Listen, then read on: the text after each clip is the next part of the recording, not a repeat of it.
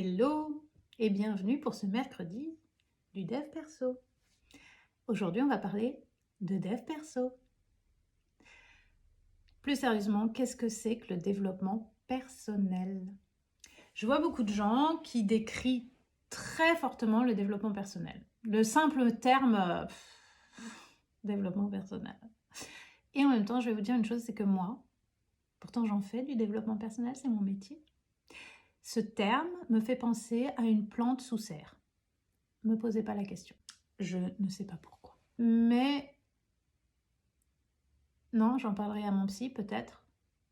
Et ça, on en parlera la semaine prochaine. La différence entre psy, thérapeute et coach. Mais ça, c'est un autre sujet, on verra la semaine prochaine. En attendant, le développement personnel, qu'est-ce que c'est? Je vais vous dire une chose, c'est que vous aimiez ce terme ou non, que vous sachiez ce que ça veut dire réellement ou non, d'où vient le concept ou pas, vous faites du développement personnel. Même si vous êtes de ceux qui disent non mais moi je suis comme ça, hein. Je ne changerai pas. C'est moi, c'est ma nature. Ou de toute façon on ne change pas quelqu'un. Non, l'humain ne change pas. Pardon, mais si, l'humain change. Et en même temps vous êtes obligé de changer. Vous n'avez fait que ça depuis votre naissance, de changer. Et vous ferez ça jusqu'à votre mort. Après, c'est qu'est-ce que cela vous fait, comment vous prenez le changement et comment vous le vivez, comment vous anticipez ou comment vous prenez les événements comme des apprentissages ou comment vous les subissez. Tout ça, ça va être votre manière de réagir au changement, mais de toute façon, autour de vous, tout change, tout le temps. Il y a des saisons, il y a le jour, il y a la nuit, il y a l'environnement, enfin, tout change tout le temps. Donc dire, moi, je change pas, à la limite, dans une vie d'humain, la seule chose qui ne change pas, c'est peut-être les cailloux.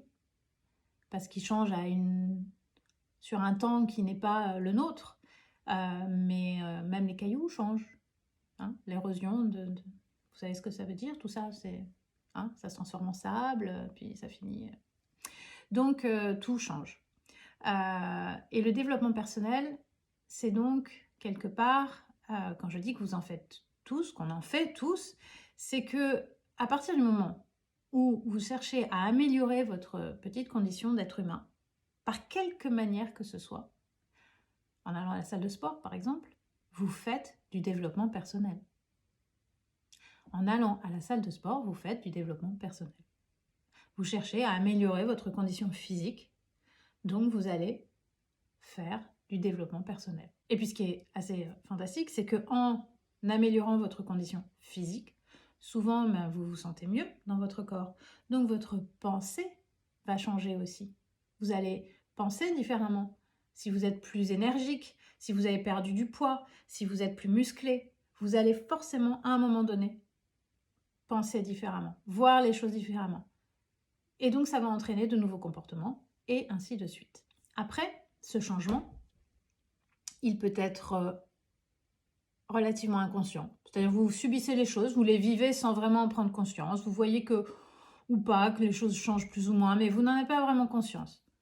Et auquel cas, effectivement, vous risquez malgré tout de reproduire des schémas, même si des petites choses changent, ça va mettre beaucoup plus de temps. L'avantage du développement personnel, quand on devient conscient qu'on fait du développement personnel, c'est que tout à coup, on est conscient de ce qu'on fait. Et surtout, on a des objectifs.